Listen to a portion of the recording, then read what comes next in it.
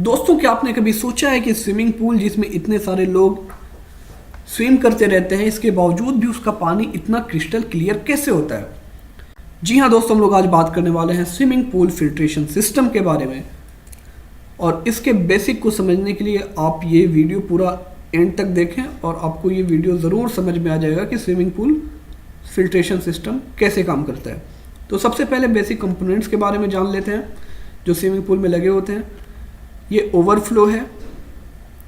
Overflow swimming pool के ऊपर होता है, जहाँ पे स्विमिंग पूल का पानी ओवरफ्लो होकर इसमें आता है। इसके अंदर स्कीमर लगा होता है, या फिर आपका किसी पूल में इस तरह भी स्कीमर लगा हो सकता है जहाँ ओवरफ्लो नहीं होता है। इसका लेवल पूल से डाउन रखा जाता है और स्कीमर के थ्रू ही पानी वापस जाता है।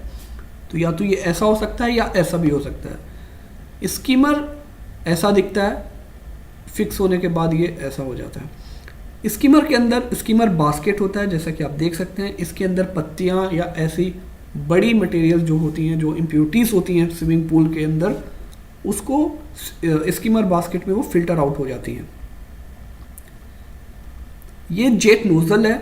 स्विमिंग पूल में फिल्टर्ड वाटर इसके थ्रू ही सप्लाई किया जाता है। और ये ड्रेन है जहाँ से हम पानी को ड्रेन कर सकते हैं। तो पहले एक बेसिक डायग्राम को समझ लेते हैं कि स्विमिंग पूल फिल्ट्रेशन सिस्टम का बेसिक क्या है। ये स्विमिंग पूल फिल्ट्रेशन का बेसिक है, जहाँ पे आप देख सकते हैं स्विमिंग पूल है।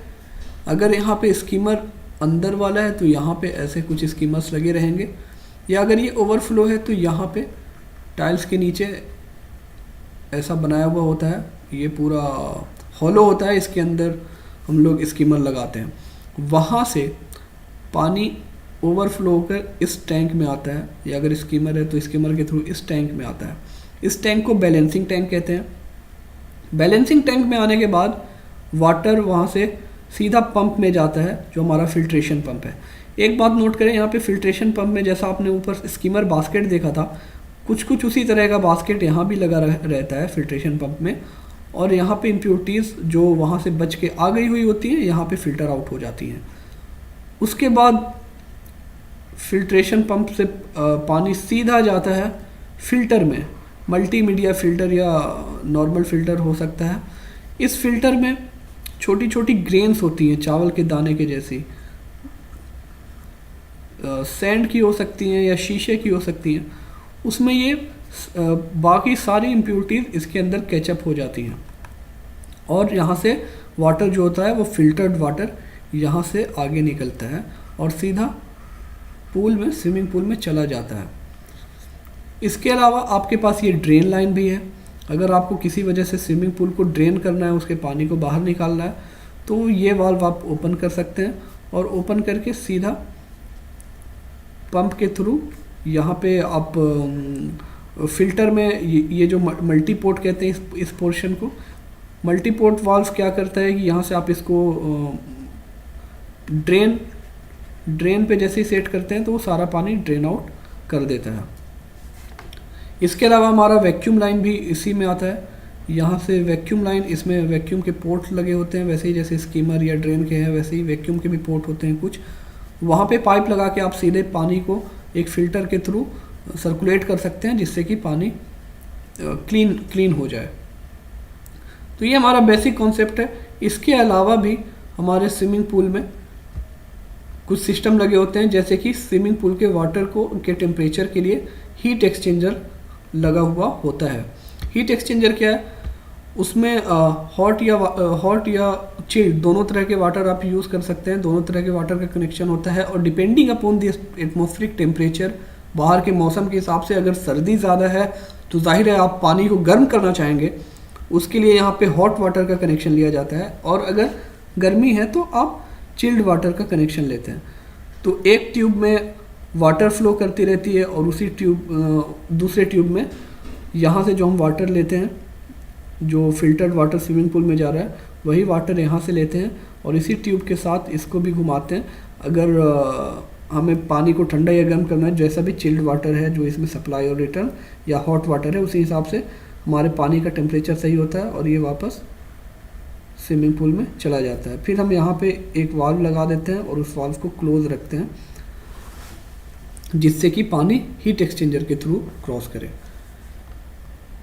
इसके अलावा पूल में डोजिंग भी बहुत इंपॉर्टेंट है, जो कि हम लोग केमिकल यूज़ करते हैं पानी के क्वालिटी को सही रखने के लिए।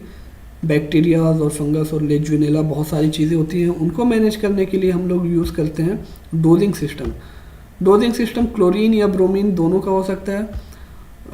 मोस्टली क्लोरीन यूज़ होता है, इसलिए मैंने क्लोरीन के लिए बनाया है।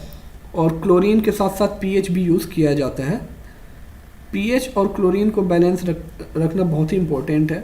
इसके अलावा और बहुत सारे टर्म्स हैं जिनको बैलेंस रखा जाता है, बट सबसे ज़्यादा इंपॉर्टेंट ये दो हैं। इसके लिए क्या होता है, ये हमारा डोजिंग सिस्टम है। डोजिंग सिस्टम में 2 टैंक लिया जाता है। अगर आप क्लोरीन का डोज कर रहे हैं तो क्लोरीन के लिए हम लोग यूज़ करते हैं कैल्शियम हाइपोक्लोराइड प्लस वाटर का सॉल्यूशन। इसमें वाटर और कैल्शियम हाइपोक्लोराइड होता है, और एक पंप के थ्रू ये यहाँ से इसके पाइप में डोज करता है। पीएच के लिए हम लोग सोडियम बाइसल्फेट और वाटर का मिक्सचर यूज़ करते हैं, और वो भी पंप के थ्रू यहाँ पे डोज करता है, मतलब इसमें सॉल्यूशन को इसके अंदर थ्रो करता है, इस पाइप के अंदर। ये पाइप हम लोग यहीं से मेन जो सप्लाई जा रहा है उसी में से हम लोग एक लाइन ले लेते हैं और वापस इसको उसी लाइन में ले जाके जोड़ दिया जाता है। यहाँ पे हमारे 2 सेंसर्स हैं, जो कि पीएच के और क्लोरीन के सेपरेट सेंसर्स होते हैं। ये सेंसर्स इस लाइन में जो वाटर है उसके अंदर कितना क्लोरीन है और कितना पीएच है वो बताते हैं, और एक सेट पॉइंट के बाद ये ऑटोमेटिक डोजिंग सिस्टम है, तो वो अगर आपका रीच कर जाता है रिक्वायर्ड पीपीएम, जितना भी आपको क्लोरीन या पीएच चाहिए, तो वो उसको स्टॉप कर देता है डोजिंग को, और फिर जैसे ही कम होता है ये डोजिंग को दोबारा स्टार्ट कर देता है।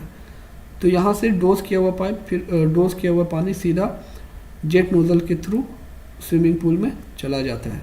इस तरीके से पूरा कंप्लीट सर्कल पानी फिल्टर होके और उसमें डोज होके उसका टेम्परेचर मेंटेन होके हमारा स्विमिंग पूल में मिलता जाता है, और इसलिए हमें स्विमिंग पूल में इतना आनंद आता है और इतना अच्छा लगता है।